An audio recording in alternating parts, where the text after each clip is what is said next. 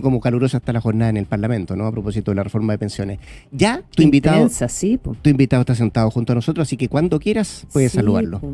Supe que mi invitado quería interactuar contigo también, pero no se puede. No. Preguntó, dijo, y esta vez no interactuó contigo, y le digo, no, esta vez no, le digo yo. Solamente con Consuelo. Así que te está escuchando cuando quieras. No, sí sé que me está escuchando, por eso lo digo. Ya, nos vemos en un ratito más, nos vemos en un Rodrigo, rato, muchas gracias. Okay. Nos acompaña hoy desde la redacción, en el Mano a Mano, el presidente del Partido Republicano, Arturo Esquella. Arturo, bienvenido, ¿cómo estás? Muy buenos días, un gusto saludarte. Mi pregunta era solo para ver si es que el micrófono lo ponía al frente de la cámara o lo ponía al frente de Rodrigo, nada más que eso. No, te noté reticente. No se quería poner los audífonos como de Pedro Carcuro que usamos acá de transmisión deportiva. Verdad, ese es otro punto. Es que uno no se ve tan bien, pero bueno. Pero se escucha muy bien. Pero se escucha muy bien y esa es la idea también. Ya, entremos en las materias que nos ocupan, que son complejas, son delicadas, tienen aspectos técnicos, tienen aspectos políticos. Con el agua que ha pasado debajo del puente respecto de la negociación de la reforma previsional de la semana pasada hasta esta semana en que está avanzando a paso firme, al parecer, en el Congreso. ¿Ha cambiado la posición de republicanos? ¿Ha cambiado tu posición en particular respecto a esta reforma que se propone? No, para nada. De hecho, se va confirmando lo que nosotros veníamos diciendo hace bastante tiempo. Incluso antes de que se conociera la redacción final de las indicaciones, sabíamos que iba a venir un préstamo que no cambió, al menos radicalmente, como uno habría esperado después de la alerta que se hizo. Se han ido sumando voces técnicas desde el mismo mundo de quienes están sentados ahí en el acuerdo. La semana pasada salió una entrevista que le hacían, o no sé si llamarlo entrevista, pero una nota de prensa, en donde se le preguntaba la opinión a todos los centros de estudio de, llamémoslo derecha, centro-derecha, y solo uno estaba abiertamente a favor, todos los demás en contra. Entonces me da la impresión de que no se está escuchando a quienes más saben de la materia y simplemente acá se está llegando a un acuerdo por el acuerdo que uno lo entiende muy bien para el gobierno de Boric, es su legado, es su carta para volver, digamos, a la presidencia de la República, o al menos una candidatura en el futuro, y desde el punto de vista de la centro-derecha habrá que tratar de interpretar qué es lo que están buscando, porque obviamente desde el punto de vista de la política pública no es algo conveniente. Uh-huh. Hay también muchas voces que han salido, así como fundamentalmente desde Libertad y Desarrollo, han planteado muchos reparos a la reforma en los términos en que tú los explicas acá. Han salido también un montón de voces diciendo es un muy buen comienzo de acuerdo y hay que perfeccionar algunas cosas y no sacarlo tan rápido, que no es lo mismo que decir que es un mal acuerdo. Y estoy pensando en Rodrigo Valdés, el ex ministro de Hacienda, Vergara, perdona. Estoy pensando en Sebastián Claro, ex consejero del Banco Central. Estoy pensando en José Jurasek, ¿verdad? Un empresario destacado, toda gente como bien destacada de derecha. Incluso Bernardo Fontaine dice, me parece que tiene aspectos positivos y hay otros que hay que mejorar. Sí, pero hay una mezcla, porque hay algunos que efectivamente exacerban su posición, quieren verlo como más positivo, demostrando que es muy importante el llegar a acuerdos en sí mismos. O sea, caen un poco en la trampa esta del acuerdo por el acuerdo, o al menos destacar la predisposición, y eso uno mismo lo destaca. Si no hubiera predisposición a llegar a acuerdo, la verdad es que el país se estancaría, y eso es un tremendo error. Y no es, por cierto, nuestra posición. Nosotros, si se hubiera avanzado la línea sin cosas extrañas, haciéndose cargo, digamos, de que las personas tuvieran más ahorro en sus cuentas, haciéndose cargo del tiempo adicional que vivimos desde el punto de vista de la esperanza de vida, haciéndonos cargo de las lagunas, en fin, por supuesto que también contarían con nosotros avanzando en esta reforma. Pero en otros casos me da la impresión que el bichito de cómo le pega esto a la elección presidencial está jugando un rol importante, porque a todas luces, independiente de que las manifestaciones o los pronunciamientos por parte de la bandera presidencial de Chile Vamos no han sido del todo claras, efectivamente es imposible asumir de que la gente crea que ella está en una posición y todos sus parlamentarios en otra. Están, digamos, avanzando en esto y ella tácitamente está respaldando este acuerdo. Entonces dicen por dentro, esa es la reflexión que me da la impresión, hacen algunos, no podemos ser tan explícitos en decir que esto es nocivo, es malo, que no está financiado y tantas otras cosas que uno podría, bueno, que ya las hemos escuchado durante los días previos, porque porque eso tiene un impacto directo en la elección presidencial. Esa es la lectura que yo hago de algunas voces que no han estado en lo que, por ejemplo, Libertad y Desarrollo, como tú nos dabas de ejemplo, ha señalado con mucha claridad. Sí, toda la gente de Libertad y Desarrollo ha subrayado lo que consideran malo de la reforma. Tú me estás diciendo entonces que esto es algo a estas alturas político. ¿Significa que uno no puede ganar una elección presidencial sin estar a favor de la reforma previsional? No. Yo creo que en el fondo las personas cuando tienen que tomar una decisión presidencial lo que ven es el carácter para sobreponerse, digamos, a políticas que podrían eventualmente requerir un poco más de explicación a la ciudadanía para tener popularidad. Acá ni siquiera es así, porque la inmensa mayoría... Pero tú me estás planteando que Evelyn Matei tiene esta posición ambigua porque necesita maximizar sus posibilidades con la gente que está a favor y eventualmente con un poquitito de gente que tenga más dudas respecto a la previsional. Sin ninguna duda, o sea, la falta de pronunciamiento claro es evidente que lo que busca es no casarse con un grupo u otro. Y ahí yo creo que es un error. Creo que lo más importante que uno tiene que tener a la vista ahora es que esta es una de las 3, 4 políticas públicas más importantes de un Estado y lo que se resuelva acá va a estar vigente por décadas, si no siglos, y evidentemente de que no nos podemos farrear la oportunidad de hacer algo positivo, bueno. Hoy día he escuchado al presidente de la UDI decir que no es claro, digamos, el financiamiento que este proyecto tiene a futuro.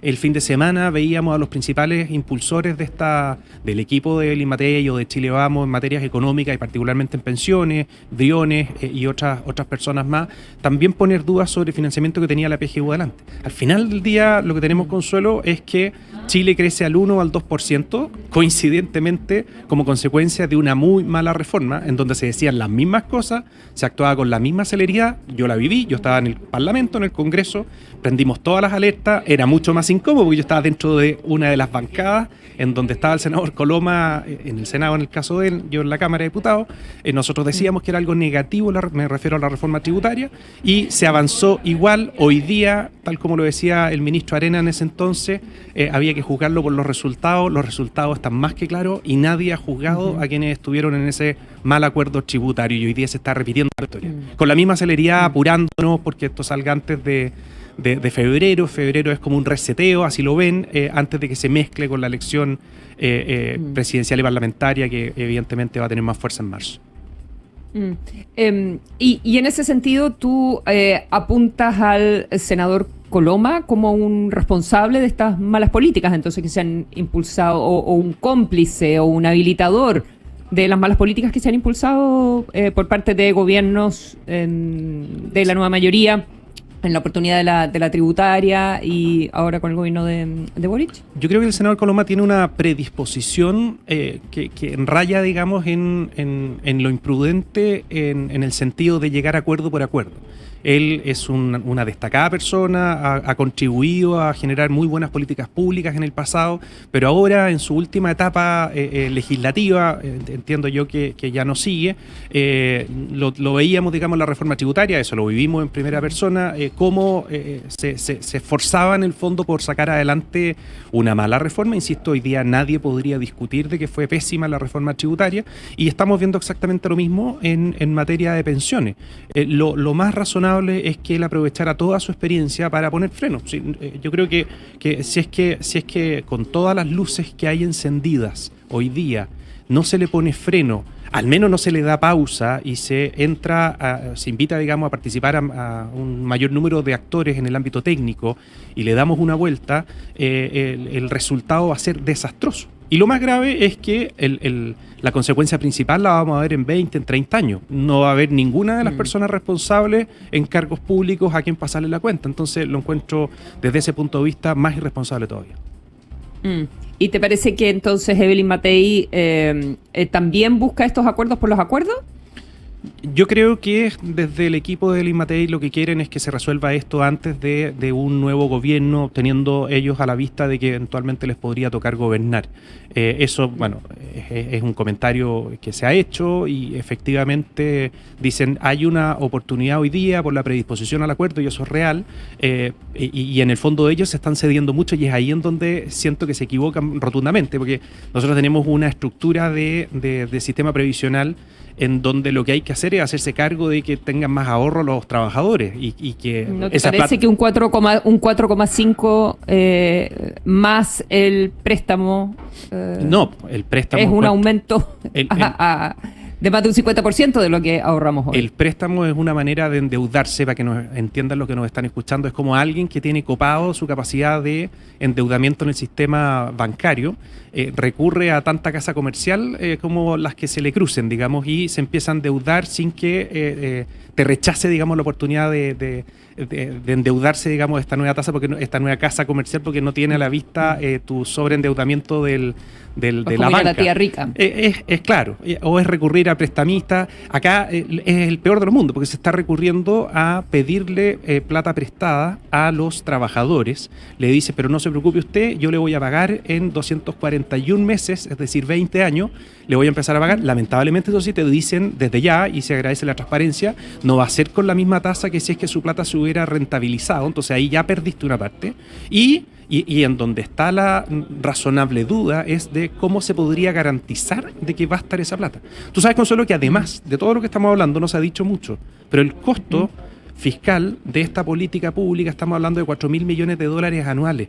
Es realmente una locura. Si se hubiera querido hacer una política pública haciéndose cargo de lo que decían las comisiones técnicas desde la época de Marcel, economista, hace como 15 años, en donde encabezó la comisión Marcel, han habido como 4 o 5 comisiones, todas decían hay que hacerse cargo de tener más cotizaciones por persona, llenar las lagunas, ver lo de la edad, no se puede jubilar exactamente a la misma edad si es que en el fondo estamos viviendo en promedio 11,4 años adicionales, 4 años más las mujeres que los hombres. Uno perfectamente podría haber buscado la fórmula de invitar voluntariamente a los trabajadores a acogerse a una extensión de tu jubilación, de tus años de jubilación, y con un premio. Si tienes 4.000 millones a repartir anuales, tú podrías usar la mitad de esos recursos para poder invitar, digamos, a los trabajadores a que voluntariamente extiendan su vida laboral. Por poner un ejemplo que en algún minuto estuvo sobre la mesa, le dijimos al presidente de la República en persona, en su oficina, nosotros estamos disponibles para eso que es impopular. Si usted tiene que decirle a los chilenos que eventualmente tendríamos que hacer ajustes en esa línea, nos va a tener... Para alargar la edad, para alargar la vida laboral de las personas. Y que ni siquiera se trata de alargar la edad, porque basta con que uno, más que poner una edad, fije un número determinado de cotizaciones. Hay personas que entran a trabajar y a cotizar en consecuencia a los 22 años y podrían incluso estar jubilando antes del año, digamos, legal. Entonces, era predisposición a enfrentar algo que podía ser impopular. Y me da la impresión que la política y los cargos públicos son un poco para eso. Pero eso sabemos que no resuelve el problema de las pensiones hoy. Puede resolver el problema de las pensiones futuras. Sí, pero tienes razón. Y el aumento de la cotización que se está planteando tampoco resuelve el problema de las pensiones hoy, claro, resuelve el problema de las pensiones futuras. Pero tú tienes la PGU, que en el intertanto se hizo cargo de las personas más vulnerables y con una tasa de reemplazo que incluso en algunos casos sobrepasa el 100%, tú no le estás afectando tan profundamente el mercado laboral, no estás encareciendo la contratación y nos abocamos todos a crecer más para que el Estado tenga más recursos para hacerse cargo de las jubilaciones de hoy día. Y tienes, si es que estás contemplando gastar 4.000 millones de dólares anuales, tú puedes hacerte cargo de un segmento de personas que hoy día están en dificultades. Y mientras tanto el resto de las personas se resuelve relativamente solo, porque con el abono por este premio, digamos, por haberte acogido voluntariamente, se va a estar rentabilizando y eso evidentemente va a mejorar las pensiones futuras. Eso ya no fue en todo caso, no sé si tiene sentido. Eso ya no fue, pero también es una pregunta respecto de cómo sería un presidente republicano en la moneda, qué tipo de negociaciones, de qué manera podría llevar adelante negociaciones, porque si ustedes lo que apuestan es a que, bueno, si todos votan por nosotros, tendremos un estupendo parlamento y no hay que negociar nada, pero la vida no es necesariamente así. Y acá es evidente que ambas partes que se sentaron a la mesa cedieron y llegaron a un acuerdo que a ninguno lo deja completamente feliz, pero donde se encontraron puntos de acuerdo, valga la redundancia. Nosotros, o sea, se mantienen las AFP, no se separa la industria, hay un poquitito de reparto, pero aumenta la cotización individual. yo pondría atención a lo que ha dicho el Partido Comunista, lo que han dicho los actores últimamente, lo que dijo el ministro Marcel también a propósito del proyecto que entraría en marzo. Creo que lo más razonable es postergar la discusión de hoy para ensamblarla precisamente con el inversor estatal que se ha anunciado. Ya es una realidad, lo dijo el mismo ministro, los ministros que están en la mesa propiamente tal. Y eso con la liquidación de stock, por supuesto que cambia un poco el escenario. Hace mucho tiempo me da la impresión de que se podría llegar a un acuerdo, si es que todo hubiera seguido igual, recogiendo en parte lo que te acabo de comentar como idea, u otra similar que se haga cargo de las lagunas, metiendo una FP que fuera, digamos, del Estado, que creo que es un error, pero por último, en el fondo, eso podría haber descomprimido parte de esta de la demanda que tienen quienes están hoy día gobernando. Bueno, hoy día no es así. Lo que quieren hacer, ya metiendo la liquidación de stock, avisándonos que va a haber un inversor estatal, es hacerse cargo de las ventajas que tiene este futuro nuevo actor en el mundo de las administradoras, como sabemos, funcionan las empresas públicas. Pues cuando no tienen plata, es decir, podrían trabajar, digamos, a comisiones mucho más bajas que el resto, simplemente tienen que levantar el dedo y les llega plata del Estado y evidentemente se van comiendo la cartera de todos de acuerdo a las liquidaciones de stock. Y eso hoy día es un elemento que tenemos que tener a la vista y que tienen que tener quienes deben defender el sistema en términos generales previsional que tenemos en Chile a la vista hoy día, porque ya se anunció, es una realidad. Y ahora se podría votar en contra, o tú crees que hay una negociación por debajo donde Chile Vamos se comprometió a votar favorablemente al inversor estatal en marzo? Estas son votaciones de mayoría. Acá hay otro elemento más. Todas las normas que podrían eventualmente haber sido ley orgánicas o de quórum, acuérdense que se modificó por parte de la misma centro derecha los quórum de votación. A la Constitución le bajaron el quórum a 4/7, a las leyes orgánicas las dejaron con mayoría absoluta. Es un poco de loco. O sea, es como si uno escribiera un guión de cómo la izquierda se fue metiendo al bolsillo a quienes circunstancialmente representaban las ideas de un sector político en el Congreso. Lo hicieron perfecto. Y por el otro lado fueron muy ingenuos, vuelven a caer nuevamente en creerles la buena intención. Si acá la buena intención podrá estar, pero en la lógica de hacer, digamos, prevalecer sus ideas en los grandes temas, como lo hemos visto: salud, educación, sistema previsional, en fin. Yo creo que nuevamente en el fondo están cometiendo un tremendo error. Afortunadamente es un año de elecciones, los chilenos van a tener la oportunidad de, en este caso, tener a la vista el qué tan ingenuos o qué tan equivocados o erróneos en la actuación han sido algunos y bueno, en noviembre tendrán que sacar sus conclusiones. Y ahí porque hablábamos de qué manera, a juicio de ustedes, se está posicionando Evelyn Matei. Pero espérate, antes de eso, porque Evelyn Matei fue la que planteó inicialmente con este famoso tuit del mes de diciembre, y ahora el presidente de la UDI también está planteando algo al respecto sobre la sostenibilidad fiscal del proyecto. Y Evelyn Matei ha profundizado en la idea de que sí, que respalda el acuerdo, pero quiere ver si es sostenible fiscalmente. Y lo que reiteró, y tú decías recién que Guillermo Ramírez lo planteó en la Radio Pauta esta mañana. ¿Qué señal se está enviando ahí de que esto se va a ver en marzo? ¿Qué hay ahí? Me gustaría leerlo detrás? como que están preparando el camino para bajarse del acuerdo en los temas más complicados y quedarnos todos en un 4,5 gradual, que no afecte y que no dañe tanto el mercado laboral. Sería el mejor de los mundos, pero yo no soy ingenuo.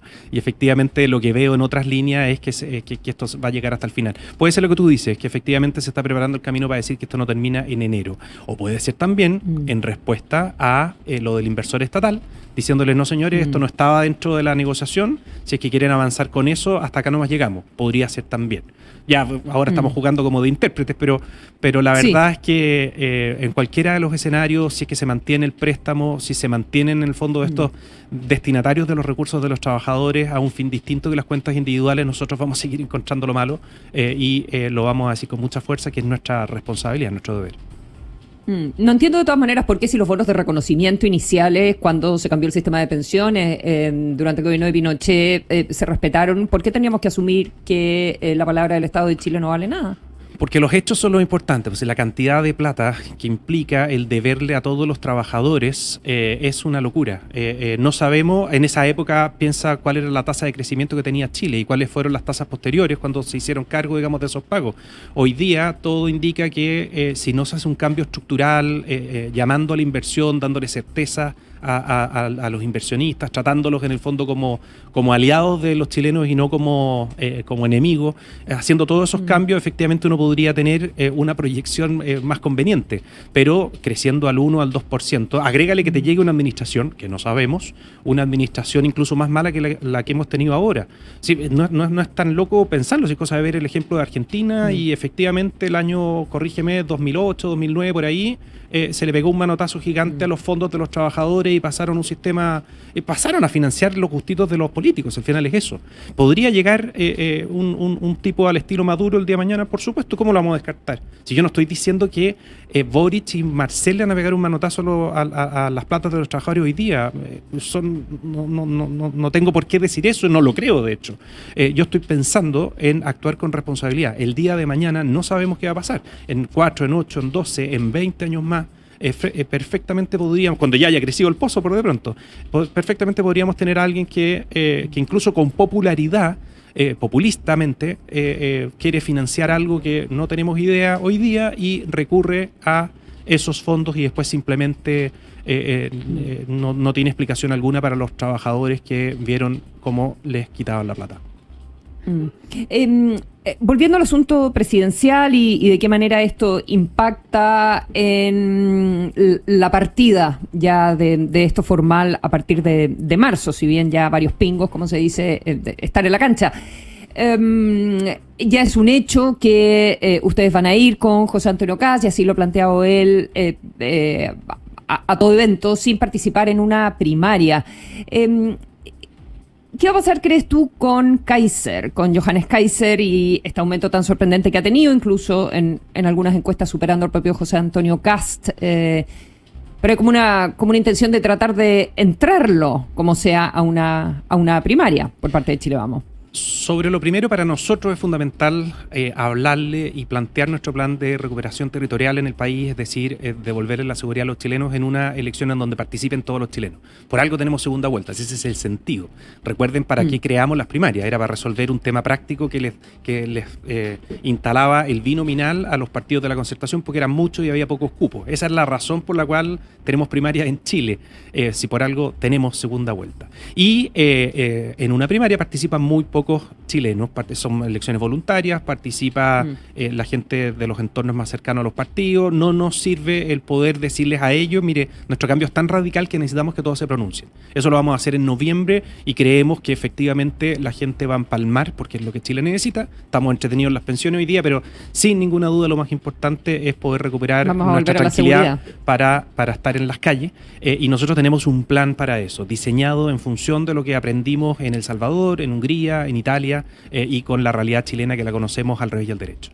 Y lo segundo que me planteabas, efectivamente Chile Vamos ha sostenido de que para ellos es muy importante el tener primaria. Me da la impresión que también tienen a la vista si es que hubiera primarias en la izquierda, cómo van a dejarlos competir solo, tiene que haber, digamos, es un mes de campaña en definitiva, entonces eso también los debe empujar a llenar esos espacios. Y hay personas que están disponibles para eso. O sea, tenemos a Rodolfo Carter, que es una persona competitiva, que tiene un discurso del sector, por supuesto, muy claro en materias que por lo menos empalman muy bien con nosotros, seguridad pública, y Johannes Kaiser también ha dicho. Lo que yo le he leído es que mientras haya mínimos comunes, esos mínimos están. ¿Sí? Nosotros también los tenemos con los candidatos que he nombrado, y Evelyn Matei, por supuesto. Esos mínimos comunes que él Pero la necesita... previsional entonces no es como parte de ese mínimo. No, sí, Consuelo. Sí, obviamente que ellos también sostienen de que lo más importante son las cuentas individuales y qué sé yo. Ese es el mínimo. Ellos en el fondo van mucho más allá y están en la línea de que el Estado reciba plata prestada y no les da lo mismo, miran el techo. Ahora se están preocupando de que quizás no hay sostenibilidad a futuro. Ahí, eso no lo compartimos, pero lo primero, por supuesto, que siguen creyendo, me imagino, que las cuentas individuales son el camino. Pero más allá de eso, sí, ya te di las razones por las cuales nosotros sí tenemos que estar en noviembre. Pero Kaiser ha dicho que estaría disponible. Ellos tendrán que tomar una decisión si es que efectivamente van a tener esa elección primaria o no. Mientras tanto, a mí me parece, lo personal y en el partido en general es bastante compartido, es que es una muy buena noticia el crecimiento que ha tenido Kaiser y la gente del Partido en Formación Nacional Libertario. Ojalá se alcance. ¿Por qué es una buena noticia si eventualmente es a costa de los republicanos? Es que no es a costa, porque en el fondo nosotros lo que nos interesa al final del día es que las ideas que preponderen en el país sean las que consideramos mejores para los chilenos. Y ellos en esa línea estamos muy, muy emparentados. O sea, venimos del mismo mundo y creemos en el fondo que quizás ellos exacerban el minimizar al mínimo posible el rol que tiene el Estado. Está bien, nosotros compartimos en que ha crecido sustantivamente y hay que disminuirlo. Yo no haría espacio para que haya un solo organismo público más, disminuiría toda la grasa que hay dando vuelta. Hay más de 1 millón o cercano a 1 millón de funcionarios públicos, el principal empleador del país. En fin, mucha plata se va en eso y lo compartimos 100%. Entonces, tú quizás en otras áreas podríamos tener algún tipo de diferencia, pero en términos macro encuentro que es un exitazo el que se esté convocando a más chilenos a líneas del sector para defenderse como corresponde. Ojalá se constituyan y podamos hacer un trabajo en conjunto en materia parlamentaria. Eso está por verse porque depende de los tiempos de constitución del partido.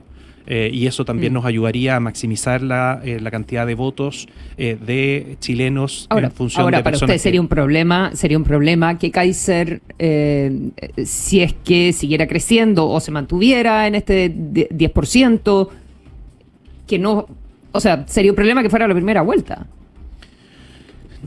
No sería un problema si es que en el fondo fuera con personas que comunican en una orientación distinta a la nuestra. Si llevaran por la premura y por las ganas de crecer rápido, empezaran a convocar personas para las listas parlamentarias de mal nivel profesional o en el fondo que personas que podrían eventualmente caer en populismo o en cosas así, sería pésimo.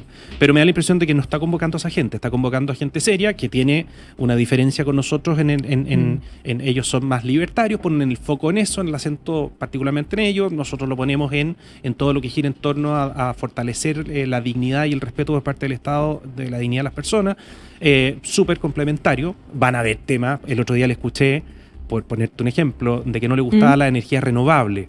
A mí me encanta, porque es como lo máximo la energía renovable. Solo pensar que en el futuro próximo podamos autogenerar nuestras energías en nuestras casas y no depender de compañías que te las lleven por cable. La verdad es que ya, ahí tenés una diferencia, pero es una diferencia que no te va a impedir trabajar juntos o tener una visión de sociedad compartida. Así. No, pero ellos tienen una visión de que los consideran conservadores a ustedes en un sentido no solo del tamaño del Estado, sino en esta idea de que el Estado no se meta con mi vida. ¿Ellos quiénes? Porque los libertarios. Los libertarios en eso lo compartimos mucho. Ellos, si tú le preguntas a alguien muy purista libertario, te diría que hay que borrar el Estado. Y nosotros creemos de que hay funciones que son connaturales al Estado y jamás lo borraría. No le vas a entregar, digamos, a particulares el trabajo de la Defensa Nacional o de las policías o la legislatura. ¿El porte de armas, por ejemplo? El porte de armas es un tema bastante compartido en ciertos puntos. Ellos probablemente llegarían mucho más allá, serían más osados en la forma, digamos, de plantearlo. Me da la impresión de que en lo que se ha sostenido públicamente lo compartimos sin diferencia alguna, pero me refiero a que puristamente alguien podría ir más allá. Porque tú podrías ver diferencia en el tema de las drogas. Eso que no lo he escuchado, pero es un gran tema. O sea, si hay hoy día un cáncer muy profundo que está golpeando particularmente a la juventud con métodos y sustancias que todos los días sorprenden incluso a los expertos de la materia, nuevas me refiero, son las drogas. Y en eso, si es que fueran puristas, no debieran permitir que el Estado prohibiera ciertas sustancias. No lo he escuchado de ellos, espero que no, porque obviamente que tiene que tener, digamos, un respeto por la dignidad de las personas, y ese es el límite que ellos se ponen, pero alguien purista podría sostenerlo y nosotros no estamos de acuerdo. Yo no tengo ningún problema que el Estado prohíba ciertas sustancias si es que sabemos que van a inhibir la voluntad de las personas, que es lo que te hace merecedor, digamos, de un catálogo de derechos fundamentales y tantas otras cosas. Entonces, ahí ahí podríamos tener una diferencia, pero no sé si es real. Porque no se han pronunciado ellos, a eso me refiero. No se ha pronunciado, y ahora estaba buscando así como a la rápida, dije, no he escuchado en este tema, y no hay nada a ese respecto, por lo menos no que aparezca en una búsqueda rápida. Cuando conversamos esto y hablamos de cuando el Estado se mete en la vida de las personas, a propósito de la discusión del aborto, y obviamente que está la discusión de la defensa de la vida, no quiero irme por ahí, pero no sé cómo has visto lo que se filtró de que a la diputada Catalina Pérez la Fiscalía le estaría haciendo una investigación si hay o si hubo algo con una interrupción del embarazo, y la ministra de la Mujer salió a decir, la verdad es que dejemos de criminalizar a las mujeres por las decisiones que toman. No, yo entiendo la pregunta. Hay algo ahí también de la vida privada de las personas, pero en estricto rigor podría ser un delito. ¿Cómo estás viendo este asunto en particular de la diputada? No, yo lo que veo es una estrategia por parte de ella misma de estar, digamos, desviando la atención de un tema especialmente delicado, que es la participación, que ya a estas alturas, conociendo las conversaciones que tenía con todos los implicados en el caso convenio, demuestran que tuvo una participación y que ella no puede seguir legislando, que tiene que enfrentar un proceso judicial haciéndose cargo de lo que fueron estos convenios como mecanismo para financiarse y para siguiendo el modelo en el fondo que les habían enseñado a quienes siguen, digamos, en España.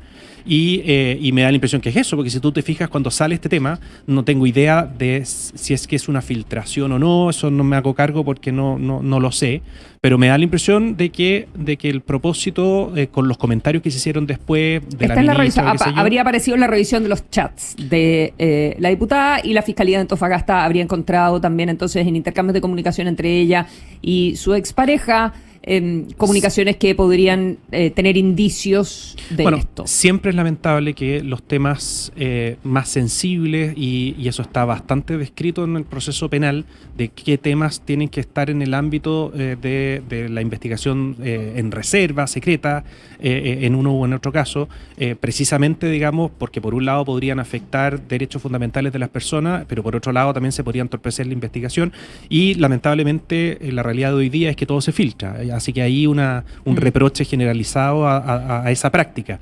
Pero no nos desviemos de la atención. O sea, si es que tiene algún grado de reserva la investigación en el caso convenio, tiene que ver con el éxito de la investigación, no por defender... No. Quiero saber si te parece que hay que seguir investigando casos de interrupción del embarazo, casos de aborto que no están dentro de las 3 causales, y si la diputada, si hay algo a ese respecto, si habría que investigarla. Ya va a venir el momento, porque lo ha anunciado el gobierno, de que vamos a entrar derechamente a hablar de si es que el embarazo se debiera poder, digamos, interrumpir, si se le podría poner término a la vida de una persona, a todo evento, por la mera voluntad de la madre. Esa discusión la vamos a tener y vamos a llegar a la conclusión, y probablemente la inmensa mayoría, todo está, digamos, para algunos. Yo converso con personas que son partidarias del aborto, estamos claros que en el Partido Republicano estamos en contra, por supuesto, pero converso con personas de incluso Frente Amplio, que igual le ponen límite. O sea, para ellos es un tema de semanas, de circunstancias, en fin. Siempre te vas a encontrar con que alguien a la semana 38 dice, no, ya casi que no. ¿No es cierto? Entonces, no hay nadie que hoy día masivamente salga a decir, acá debiéramos eliminar el tipo penal, sino que lo que te dicen es entremos a revisarlo. Entonces yo descartaría el que victimicemos en el fondo a las personas que podrían ser sujetos, digamos, de una investigación. Para serte franco, si tú me preguntas a mí, más allá de mi perspectiva en el ámbito del tipo penal, como abogado, en fin, a mí lo que me interesa es perseguir a las clínicas que se dedican a esto, que se dedican, digamos, a la cultura de la muerte, de ponerle término, digamos, a la vida, de estar promoviendo el que las personas... a mí lo que me interesa es eso. Y hay toda una industria, eso está comprobado, que gira en torno precisamente a estos establecimientos médicos. Entonces, me da la impresión de que el camino debiera estar por ahí. Pero, insisto, independiente de las circunstancias, siempre, yo creo que no me caso con un número, pero por lo menos mi recuerdo en el Parlamento es que prácticamente todos quienes hoy día están legislando o que legislaban hace 10 años, que lo tengo más en la retina, estarían, para ellos es un tema de semanas. Si es que yo les dijera en un ejercicio, bueno, entonces en la semana 38, ¿les parece? No, van a decir, no, está bien en el fondo que se sancione a alguien que mata a un niño que está por nacer, te dirían. Entonces no está en duda el tipo penal, sino que lo que ellos ponen en duda es el tiempo. Y bueno, seguramente nos vamos a entretener en eso, entre comillas, pero es un debate interesante durante el año, porque el gobierno ya ha anunciado... Pero lo que no me queda claro, ¿te parece entonces que si hay indicios a la diputada habría que investigarla por este asunto también? Y que está bien. Yo lo que creo es que no se tiene que desviar la atención. Lo verdaderamente delicado y sensible es que una parlamentaria, siendo parlamentaria, tuviera participación en un aparataje, en una maquinaria que le tenía por destino sacarle recursos al Estado, y en lo que hemos conocido por sus conversaciones, que puede que esté mal, evidentemente está mal, digamos, que se filtren, por supuesto, pero al final del día pareciera ser realidad. Tenía participación, y eso es lo que nos interesa. Encuentro que el abordar, digamos, el otro tema le permite a ella empezar a hablar más en modo víctima, se está metiendo en mi intimidad, más que dar la cara por uno de los casos más importantes que hemos tenido durante las últimas décadas en materia de corrupción. Arturo Esquilla, 1.000.000 de gracias por haber venido a conversar con nosotros acá en el Mano a Mano desde la redacción. Muchas gracias, Consuelo. Que te vaya muy bien por allá. Buenas tardes en Londres. Chao, buenas tardes, hasta la próxima. Buenos días para ti.